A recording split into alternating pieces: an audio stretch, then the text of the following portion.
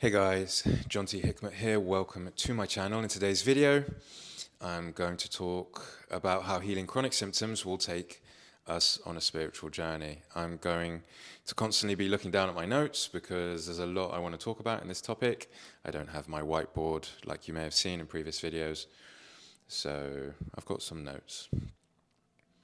Let's start the video by talking about what I mean by a spiritual journey. In this context, I don't mean crystals and yoga mats and incense, even though all of that is lovely and wonderful. I don't mean that type of spiritual journey. I mean the introspective type of spiritual journey where you go inside and repurpose some of your conditioning, some of your survival mechanisms, the way that you're operating in everyday life. So in this video, by spiritual journey, I mean becoming introspective.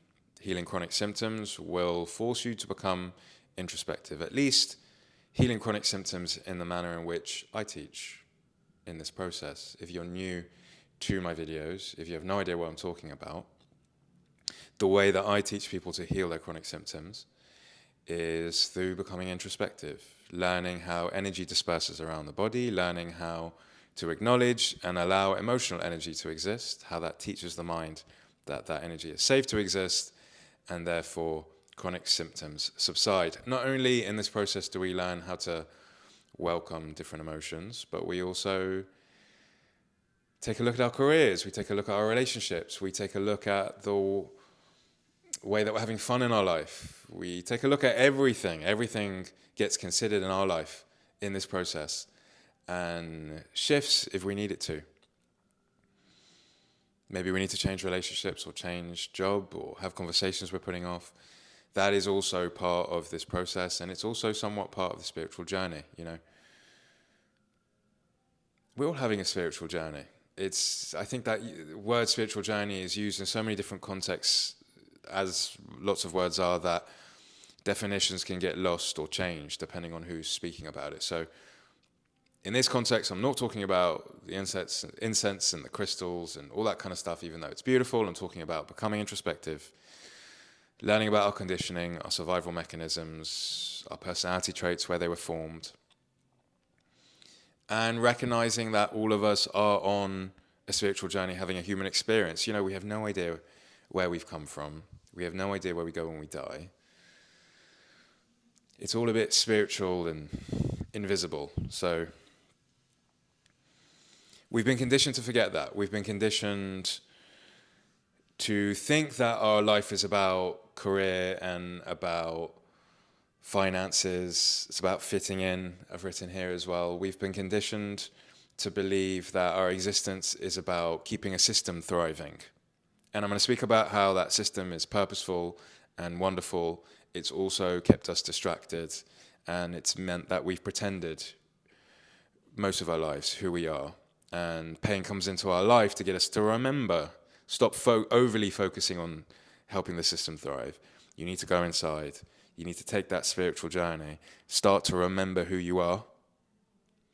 And then chronic symptoms can pass. Before I move on as to why that's the case, I do also want to say that, you know, there's lots of ways to heal chronic symptoms. This video obviously is all about the manner in which I go about healing people's chronic symptoms, pain or fatigue or whatever it is. Some people, they go and have a surgery, they go take pills and the pain goes away. That's wonderful. So whatever gets you over the line is perfectly fine. Some people don't need to embark on this spiritual journey that I'm about to talk about in order to get relief from chronic symptoms. But chances are, if you're watching this video, then you're either intrigued about the prospect of doing so, or you've tried lots of other things and now this is your last resort. So so now you're like, all right, John T, tell me about this spiritual journey I have to go on to heal these chronic symptoms because nothing's working. I mean, that was what it was for me. You know, once upon a time, I had chronic symptoms for over a decade, stomach pain, back pain, you know, and I tried everything. I tried all the things that I was taught to believe would get me relief, the doctors and the pills and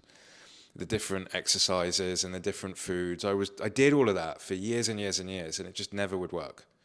So the prospect of taking a spiritual journey once upon a time was so out there and woo-woo to me. And it's a shame that it was, because actually it's closer to the truth of reality. is this spiritual journey. It's closer to who we really are. You know, I was so programmed, I was so conditioned to be part of the system that when the doctors things didn't work and the exercises and the diets didn't work anymore, I was at a loss. I thought, I've tried everything. I must be defective. I must be broken. This must be my lot. I was so conditioned to believe that those things were the things that you need to do to heal pain. I just thought there was nothing else. So let me talk more about the system that we're raised into, and then I'll go into the spiritual journey. So I'm going to look at my notes a bit. Yes, so the system that we're raised into, it's been built to keep us fed, clothed, housed, and it's done that well for the most part. I've spoken about this on previous videos. This system here, where we have jobs and we have buildings and, you know, we have beds, it's functioning at every level to keep that going. From, you know, the moment we're younger, as soon as we go to school, we're taught you're going to have a job, you're going to have to make money, you're going to contribute to society, and everyone's going to be a part of this so that everyone can continue to get fed and housed and clothed.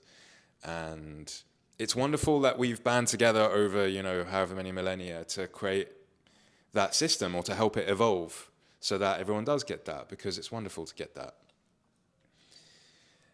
Obviously, there's a lot of flaws to this system, and it's a work in progress, and a lot of people are not clothed and housed and fed in the manner in which they should be, and we need to keep working on that. But essentially, basic survival needs are have been for human civilization the primary concern. How can we get these needs met? How can we create a system so that they continue to get met for as many people as possible? So it's wonderful that that's been the priority.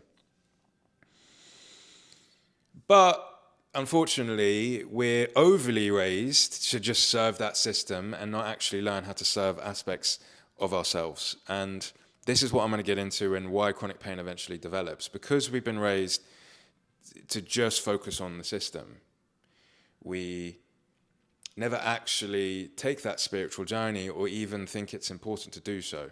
And because we don't, chronic symptoms will start to creep into our life, because if all we've been taught is to serve the system, we'll overly focus on a career that's not serving us. We'll overly focus on fitting in a manner in which, again, deep down, we don't need to, or it's unnecessary to, or we'll put other people first over and over and over again to serve that system, to serve the person that we want to be as part of that system. But actually, true to us, true to what's going on deep down, that's not what we want to be doing. And we've done it for so long that we don't even realize that's not what we want to be doing. Pain comes into our life to show us you're being too much of a people pleaser. You're overly working in a career that actually is transient and it's going to pass one day. You're not spending enough time with people that you love. You're not having enough fun. You're taking aspects of your existence too seriously, when actually you need to go inside and learn at the core what's really going on. And because we were raised, again, to overly focus on the system, again, I want to keep confirming the fact that the system is wonderful in many aspects. We've just been raised to overly focus on it. Somewhere along the way, it gets lost our actual needs, who we actually want to be. So by the time pain comes into our life, we have absolutely no idea all those things that we've repressed for decades and decades. We have no idea. We're so conditioned from schooling systems. We're so conditioned by the movies we watch, by, you know, everyone around us, that we're just deep into that system. I sound like I'm in the Matrix right now, in the film The Matrix. We have no idea who we really are. And a lot of people, they come to me when they're in pain, you know, on their last resort. They've tried all the doctors, etc. I understand why they have, because they've been part of that system. And they come to me and they go, okay, Jonty, tell me what I need to do to go inside. And often what they'll tell me is they'll say, I just want to go back to normal. I want to go back to who I was. And then we start the process, and very quickly they go inside. There's all these emotions they've never recognized. And there's all these parts of them that they've never really sat with. And suddenly it becomes apparent that, why was I never taught this? Why was I never taught all these things? Why was I never taught how to actually hold space for these emotions? And suddenly it becomes apparent to people, including myself, that normal that I think I want to go back to before I had chronic symptoms, I don't, actually, maybe I'm not going to go back to that. Maybe I'm not going to go back to that old version of me that was conditioned. Maybe I'm going to go and actually become who I really was always meant to be. Whether it was in career, so many people, they see me and they drop their careers and they suddenly start doing the art that they've been putting off. Or they finally have the conversation they're putting off. Or they finally actually learn how to allow the presence of anxiety rather than trying to push it away. Or they let themselves fully feel the grief that they never were given permission to feel, because society teaches us to move on from things, to get over it. They finally learn how to do so. So we're conditioned to work hard, wear certain clothes, behave in certain ways, seek approval from others. This means that we've overly focused on helping the system thrive rather than teaching ourselves how to thrive. And when that happens for too long, the body eventually says enough. It says, you're doing this too much. You actually need to learn who you really are. Not who you think you are, And chronic symptoms will become that wake-up call. This thing that I'm saying who we really are, there's a bit of an illusion of civility, which I'm going to speak about now, and I'll speak about a bit later as well. The illusion of civility. There's this illusion that all of us are prim and proper, and we wear our clothes, and we need to operate a certain manner for one another. And we're so privileged into believing that. We're privileged because this system has helped all of our survival needs be met. So we can continue to have this facade of civility, when in actuality, if the system breaks for a couple of days, let's say there's no food or water or warmth for a couple of days, we'd all become feral again. I say again, we'd become feral. The true nature of what's going on inside, the fact that, we have all of these energies going on inside us, judgments and angers and sexual perversion and all these things, they're all kept at bay because we're well fed and clothed and housed. And again, for most of us, all of those primal urges are kept at bay. If the food and water and all of that went away for a couple of days, it'd all come rushing to the surface, and the truth of what's actually going inside would show its face. And I'm not saying we need to go back to that in order to heal chronic symptoms. I'm saying that we need to tap into that. We need to learn how to exist with that energy somewhat on a day-to-day basis in order to teach the mind and body that even though, for the most part, I don't want to operate in everyday society with these primal urges. I don't want to attack people or just, be feral. I do also need to learn to accept that this energy exists in my body. And this is why I teach people about meditation, journaling, community, because that offers you a consistent safe space to allow the presence of these more primal, feral energies that are true to us, that are existing inside us. I went on a tangent there, an important tangent, but so yes, this is the system we're raised into. It's a great system. It keeps all our survival needs met, but we're overly relying on it. When that happens for too long, the body eventually says enough. It will give you chronic symptoms. It's saying you're not actually being true to who you are. You're being a certain way to fit in, to seek approval, you think you need to focus on your career, overly focus on your career. But that's not what you're here for. You're here for some sort of spiritual journey. You're not aligning with it. We're going to give you chronic symptoms, so you stop doing what you're doing and you start to go inside. You become introspective. You learn what's going on and what you actually need. So when symptoms show up, it's a wake-up call. The body's saying you've drifted too far from who you really are. It forces you to slow down, look inwards, and ask deeper questions. You start seeing that you've ignored your emotions, you've overworked, or you've played a role. It's not a punishment, it's a spiritual intervention. I was proud of myself for writing that. This can happen to a lot of people, even in the spiritual realms. I was in the yoga realm for a long time, still suffering with pain. There's this idea of something called spiritual bypassing, where, if you don't know what that means, it's where we're doing something that appears spiritual, like something like yoga, but we're actually bypassing the actual spiritual journey. We think we're being spiritual, we think we're doing self-work because we're doing something that appears spiritual, like yoga, or like the crystals, or like, again, take nothing away from yoga and crystals, they're wonderful. But for a lot of us, spiritual bypassing can happen because we think we're doing something spiritual. We're dressing and talking in a spiritual way, we're putting our hand on our heart, but we're not actually going inside and being with what we need to be with. Because the truth of aspects of this spiritual journey that I'm talking about is it's pretty tough, it's pretty difficult.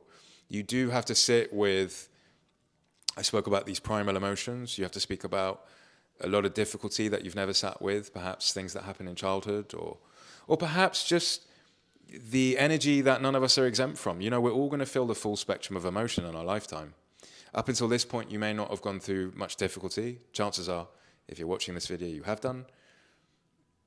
We're all going to feel anger, fear, sadness, shame, embarrassment, regret, guilt. We're all going to go through a lot of pain in our life. That's the reality of things. Not, you know, focus on your career a lot, you're going to get a raise one day, and then you're going to be happy forever. There's an illusion that that's going to happen. That illusion gets shattered one day when you meet your goals, or meet the goals that you thought were going to fulfill you, and then you kind of feel low afterwards. Maybe you feel happy temporarily, and you go, well, how come that's not really fulfilling me forever? How come I get a brief high, and then I'm just kind of back to just kind of racing to another goal? It's because even though our careers are important, and they give us money, and it helps the system thrive, it's not the truth of what's actually going inside. It's not the truth of what energy we actually need to learn to be with, and the needs that we actually need met. For the most part, for many of us, probably if society was able to rearrange itself where we're still able to keep the system thriving, but also we're able to focus on being with those primal emotions in a way that feels safely held. And we're just able to connect with people we love more often. We're able to actually have the permission to individually do what we love, individually get acceptance for doing what we love more often. I suspect we'd be happier. Probably each and every one of us with less money, with less focus on approval, whatever it is. I digress. So you start healing your symptoms by reconnecting with the truth of who you are, not by fixing symptoms. So let me go into the inner journey a bit, because I've spoken a lot about this introspective internal journey, spiritual journey, but maybe I've not actually described what it is. I've said briefly it's about our conditioning, our survival mechanisms, some of those primal emotions being with them. So yes, you meet the suppressed parts of you, the anger, the sadness, the fear, the guilt. For a lot of us in society, we've been taught to push this aside. It can happen very quickly. I still, as being a product of the system, do it very quickly. Something very obviously would disappoint me, and I'll very quickly go, no, that's okay, it doesn't matter, I'm going to move on. And even though it's great that I've cultivated this part of me that's resilient, that can move on from something that's clearly disappointed me, what I've done immediately there is suppress the emotion that's there for me. And one would say, no, it's good to operate in a manner which is positive and can move on from things and can move forward. Yes, that aspect is true. But also, if that's all you do, if you keep telling yourself you don't need to feel this, you don't need to feel this, you condition the mind that certain emotions are not safe for you to feel, ever. They're never safe for you to feel. The worry that people have if they start to overly feel an emotion like disappointment or regret or anger or really give into it is that they'll wallow in them, they'll indulge in them, they'll drown in them. And again, it's something we've not been taught. The truth of emotional intelligence, the truth of how to hold space for emotions is when you learn how to actually exist in an emotion and let yourself feel it, it doesn't take over. It doesn't overwhelm you. Yes, it may feel difficult to be in it. It may make the body convulge. It may go in lots of uncertain directions that aren't comfortable. But it rises and falls, like every emotion does, Even emotions that we welcome pass. Anyone watching this, including myself, we know we've had times where we feel so happy or joyful or grateful. Maybe it's been a while since you felt that, but I'm sure you felt that at some point in your life. It's temporary. It's temporary. No emotions last forever. For some reason, we've been taught that difficult emotions, if you feel them, you'll drown in them and they'll exist forever. I don't know where along the lines we felt that. I think maybe because they're so difficult even to be with them for 5 seconds, we think, I don't even want 1 second of this, let alone being in this for 2 minutes. All emotions pass, the good ones and the not so easy ones. Chronic symptoms will force you to go inside, take that spiritual journey to actually learn how to exist in an emotion that you've been pushing away all your life. And it forces you to learn that actually, even though when I'm existing in this emotion, it's difficult, it will rise and fall. It will pass. And it's so empowering learning that. Because suddenly you begin to realize that, oh, I have been pushing down who I truly am all my life. I'm not saying who you really are as this angry, fearful, sad, disappointed person. But when you learn to welcome the presence of that energy, those emotions, the internal space that gets created internally, it gives you more courage in your everyday life to make decisions that are actually worthwhile for you, not for other people. When you start to acknowledge and allow the fact that you've been pushing these emotions down and welcome them, you start to reconsider your decisions in life. Maybe I don't actually need to put people before me anymore. Maybe because I'm able, I have more courage to allow all of this internally, maybe I can make different decisions in my career. Maybe I can go about life on my terms, not on other people's terms. And that just happens because you've gone inside, because you've taken that spiritual journey. You've allowed the presence of an emotion that you've pushed away all your life. You've let yourself exist in that difficulty. Suddenly in everyday life, you're making different decisions. You're showing up for yourself in a way that you hadn't done before. Chronic symptoms forces you to take that journey.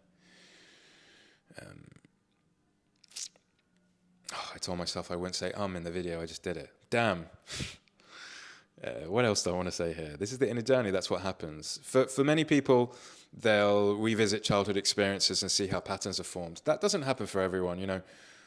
What I just mentioned about existing in difficulty, that can be very hard for people to do. It's just, like I said, even a couple of seconds of that, to do that alone is far too big. So that's when people, including myself once upon a time, eventually you seek out a mentor. You seek out someone that can help create that safe space for you where you can exist in that difficulty, and they can show you through their facilitation, just let's exist in this a bit longer, a bit longer, a bit longer. And they can create that space for you to show you, to teach your system, if we exist in this, it rises and falls. It's difficult, but it rises and falls. And much of what will happen in those one-on-one sessions is childhood experiences get revisited. Not because the practitioner necessarily is taking you back to those experiences, it's just because in our day-to-day lives, when we feel an emotion that's difficult, it can be very hard to welcome space for it. We're so programmed to believe that if I let this be here, I'm not going to show up in my everyday life the way that I want to. But when you go into a therapy session, your subconscious tends to take you back to experiences when you were younger, because that enables you to have more empathy for emotions on a day-to-day basis. When you notice the presence of anger as an abstract feeling in the body in everyday life, it's difficult to be with. But when you notice the presence of anger as a 5-year-old version of you that wasn't getting its needs met and is there in the corner crying, and you very much can see the visual of this 5-year-old version of you, you suddenly have more empathy for that anger, that 5-year-old that wasn't allowed to express its anger because it was going to get punished if it did. So in a therapy session, anger no longer becomes this abstract thing that you're feeling in the body that feels like it's going to overwhelm you. Suddenly, it's a 5-year-old version of you that didn't get its needs met. And then after the therapy session, suddenly anger is no longer this abstract thing. You realize, you recognize, oh, this is something that I was never allowed to be with, and now I'm going to let myself be with it. You know, you recognize this is a 5-year-old version of me that needs me to support it. Spiritual journey. You know, and it can feel very real in the therapy session. This is what's scary. Everyone that does IFS therapy, the modality that I offer people, including myself, whenever, especially at the beginning, when you do it, you're like, what the hell just happened? You know, you close the eyes and suddenly you're talking to a young version of yourself.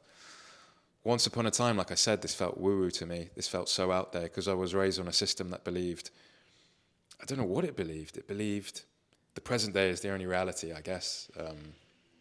Suddenly you close the eyes and fairly quickly you're going back to these childhood memories and you're interacting with them and you're repurposing energy in the body. It's a spiritual journey.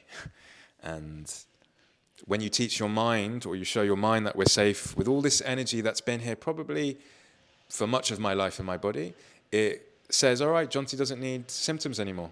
He's doing what we need him to do. He's revisiting these childhood memories, not because he needs to go back to each memory and resolve it, but because he's learning how to be with energy in the body now. So you learn to feel again, not get rid of emotions or rescue yourself from them or soothe them. I've spoken a lot about how soothing is really wonderful and can help people connect to their bodies. But in the long term, to really heal chronic symptoms, we need to also learn how to allow space for energy in the body. So, sorry, I don't know if you can hear the drilling. I'm going to keep filming the video, even though there's drilling. I'm going to try not to shout over it. Maybe you can't hear it. Soothing are things like slowing the breath down and, grounding work and lots of wonderful modalities where we learn to purposely relax the nervous system. Whereas in this process, we're trying, instead of soothing, instead of relaxing, to allow space for energy to be in the body. The spiritual journey we're taking is teaching the mind that all these primal energies, the parts of us that judge and are feeling ashamed and feeling angry or fearful, we're not going to soothe them. We're going to let them exist. We're going to let it be in the body. We're going to let it get uncomfortable if it needs to. We're going to let it go in lots of unknown directions, and we're going to be safe holding space for that. In the long term, to get relief from chronic symptoms, there needs to be a bit of allowing. There needs to be a lot of allowing, really. So the self-soothing, it's a bit of a rescue act from that. It's not the antithesis to allowing, but it certainly smooths it over too much. So even though learning to self-soothe is an important way to learn to be in the body, particularly if allowing becomes too overwhelming, in the long term, we need to learn how to allow more and more, to teach the mind that this is safe, what's existing in my body. If none of what I just said makes sense, then feel free to ask questions below about it. But I am going to move on to the next thing.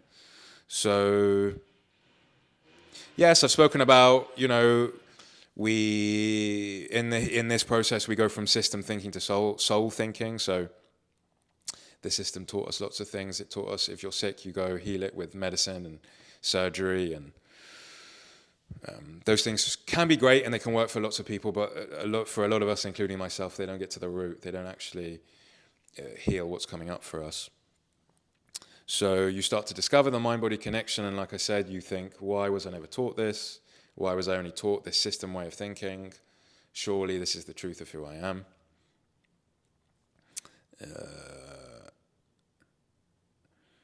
Pain says that you can't keep pretending. You start to see the illusion of civility. You start to see that everything we're seeing, I'm looking outside my window right now, there's houses and there's roads and there's cars. All of that is wonderful. We've built it so that we can function, but it's all an illusion. We exist in nature. We're in a forest with all these woman built structures. And it's not the truth of who we really are. The truth of who we really are is all these primal urges, etc. But if we operate with those primal urges, again, the sexual perversion and the anger and the judgment, if we operate in everyday life like that, there's a fear that the system can't function. And there's certain truths to that. We can't go around having temper tantrums with everyone. So we need to learn how to have the system continue the way it is, keep functioning and being kind to one another, being civil, but also daily learning to be introspective and connecting to that primal part of us. This is why meditation and journaling comes in. You let yourself feel anger in a way that you wouldn't do in everyday life. You let yourself cry. You let yourself feel ashamed. You let yourself exist in judgment. We learn to do both. Exist in a system where we can help the whole thing thrive, and also go inside and exist with our soul. And the funny thing about when we start to consistently exist with our soul and be with those primal urges is it starts to change the way that we operate in the system. It doesn't mean that we go about life having temper tantrums, but it does mean that we start to maybe speak up in a way that we didn't previously.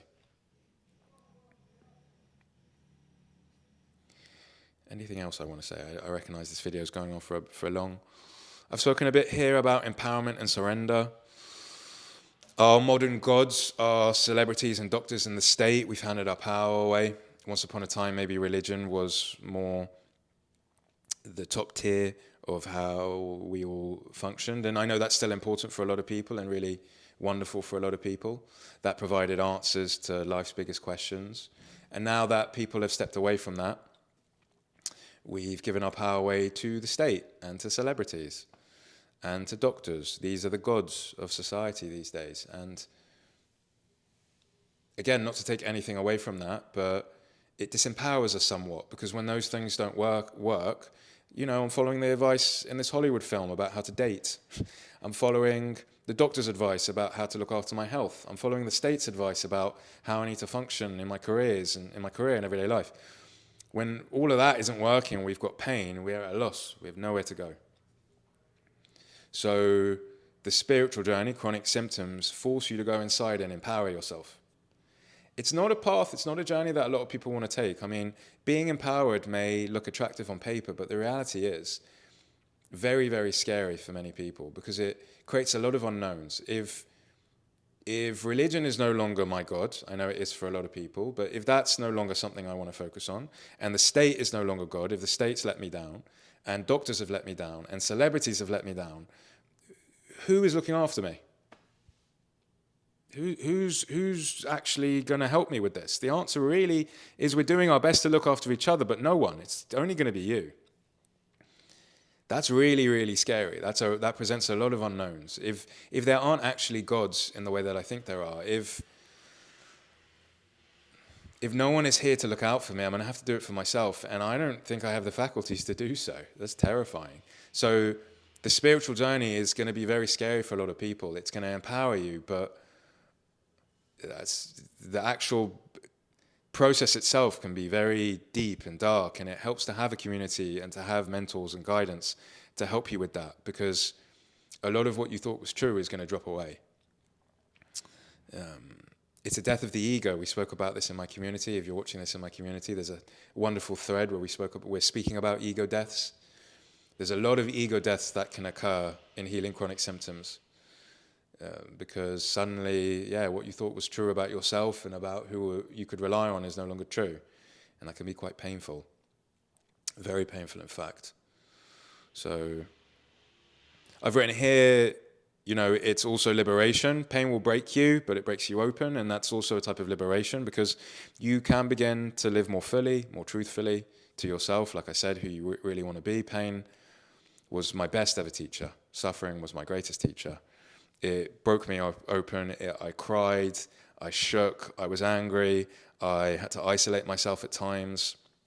I went through periods where I felt like the whole thing was wrong. I mean, I say regularly that the sort of discomfort that you're going to feel in this journey is not the sort of discomfort that you think you're going to have to feel. Yes, there's going to be tears and anger and etc., but there's always also going to be parts of you that are going to think the whole thing is wrong and everything you're doing is wrong, and you're going to feel doubt and confusion. It broke me open. It forced me to exist in these states. It's forced me to exist in a state of uncertainty and unknown. And I really was trying to grip onto control, and it was forcing me to put it aside. I'm talking about this as if it's terrible, but it broke me open. On the other side of it, there was this, or even during it, there was this kind of knowing that this does feel closer to who I want to be. And it was true. It did. It led me here. It led me to doing this. I adore what I do for a living. It led me to focus on things in my life that I wasn't focusing on. Like, I got into dance, I got into salsa dancing, I've always played my guitar, but I picked it up and I realized that I need to play it more often. I began to recognize that I like having people around me, so I need to focus on that. And I need to make sure in my relationships I'm with other people that also enjoy that.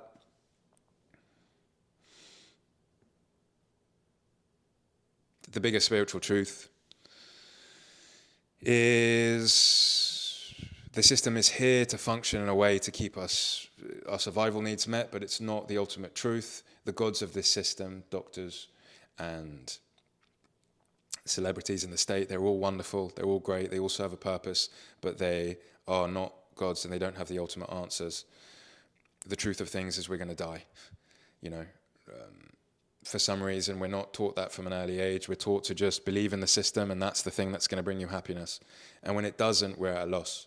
If at some early stage, I don't know if society is quite ready for this, there was a truth of we're going to die sooner than we think, perhaps we'd have a different society, you know. Because we avoid emotions, we avoid the prospect of death, we avoid the reality, the inevitability of change, we suffer. We suffer because we avoid those things. We think we need to stay in jobs and relationships and with a caricature and personality that has not served us for a long time. We think we need to do it because of everyone around us. We think we have to keep doing this. The reality of things that we weren't taught is none of us are exempt from the full spectrum of emotions. None of us are exempt from death. None of us are exempt from change. And the sooner we can take the spiritual journey and be with that, the truth of that, exist in that, then symptoms no longer need to be here anymore. You know, healing chronic symptoms will wake you up to that fragility of existence and the beauty of it. It teaches you to appreciate life's brief moments as well, the transience of things. So, anything else I want to say here? You know, you stop living half asleep when you take this spiritual journey. We're all on a spiritual journey, but at some point we've forgotten. We're too overly focused on a system that's never going to make us happy. It, you know, will provide us our survival needs, and it can give us brief moments of happiness, and it's an important thing that it continues. But if that's all we focus on, it won't make us happy. We need to learn how to embrace change, be with emotions, recognize that we're going to die sooner than we think. And even though that's going to be painful to take that journey initially, eventually, when you do it over time, consistently, meditation, journaling, community, it changes your life for the better, transforms your life. So I'm a better man for it. I wouldn't change it. The journey's messy, painful, and beautiful. I think that's all I want to say. If you're watching this and you're like, John T, I've woken up, I'm already doing all of this and I'm still struggling with pain, this is a kind of bigger question for any of us about the existence of pain. I mean, I created my process because it really worked for me and it's worked for lots of other people to help people with chronic symptoms. But when I'm asked, you know, how long should this take?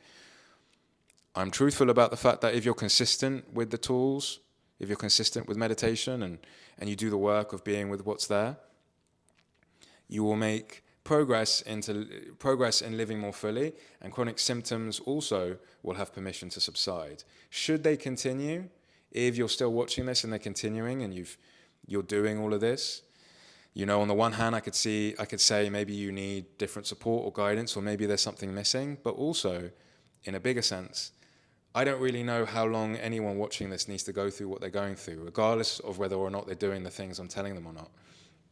For some people, it takes a couple of months. For some people, it takes a couple of years because of some bigger thing that I'm not privy to that's keeping them in symptoms. You know, why does any of us get sick when we do? Why do any of us die when we do? I know for a lot of us, we'd like to think it's because of the way that we lived our lives. Maybe we didn't live healthily, so we died earlier than we should have done. But there could be bigger things at play that we have no control over. That's basically going to say you're going to die when you're this age. We're going to give you a sickness. It doesn't matter how healthily you've lived. It doesn't matter how much you've meditated, taken that spiritual journey. You're meant to die at this age. We're going to give you that sickness. Doesn't matter how healthily you've lived. So the same can be true of pain. The same can be true of suffering. I don't want to end on this note, which kind of says if you're still suffering, then maybe you're going to have it for life and there's nothing you can do about it. No, this process that I'm talking about will give you breathing space. It will. And for many of us, including myself, it will give us the lasting relief that we desire. But the extent to which it goes on, it could be that there's other lessons that pain needs to teach you. There's other journeys you need to go on. Maybe you're not quite fully have been courageous enough to go into that emotion, or you haven't quite learned how to balance your life or be flexible with sometimes allowing and sometimes maybe you need to soothe, and you need to learn how to not be so perfectionistic. If you're still struggling with chronic symptoms, even though you've started some aspect of this process, there could be multiple things at play. So if you need support, you need guidance, you can join my pain relief community if you'd like. There's a link below. You can ask questions below this video if you're watching this on YouTube. That's it. If you're watching this in my community, of course, share your thoughts. I'm sure I'll do another video like this. I love this topic. I love going deep. Thanks for watching. Hopefully hear from you soon.